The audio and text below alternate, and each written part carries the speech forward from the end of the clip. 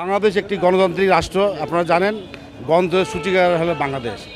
সেই গণতন্ত্র দেশে 17 বছর অরাজনৈতিক পরিবেশে দেশ শাসন করেছে ফ্যাসিস্ট সরকারের অধীনে। আজকে আগামী দিনে যে নির্বাচন হবে সেই নির্বাচনকে বানচাল করবার জন্যে, ষড়যন্ত্র করবার জন্যে আজকে বিভিন্ন নতুন সংগঠন যারা আত্মপ্রকাশ করেছে তারা এগুলো ষড়যন্ত্রে লিপ্ত আছে। আমি তাদেরকে প্রশ্ন করতে চাই যে বিচার এবং সংস্কার দুটো চলমান প্রক্রিয়া, একদিনে বা এক বছরে বা 2 বছরে এটি সম্ভব নয়।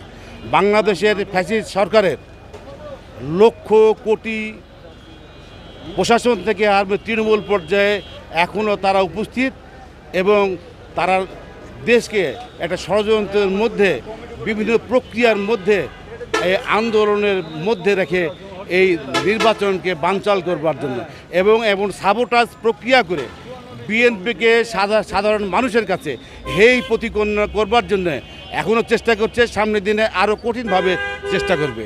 আমরা তীব্র নিন্দা জানাই।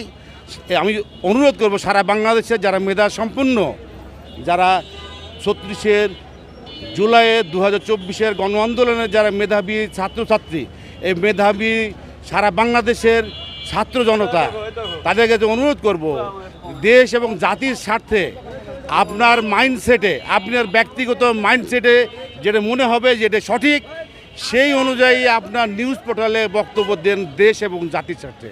খোদা হাফেজ। বাংলাদেশ জিন্দাবাদ। আসসালামু আলাইকুম।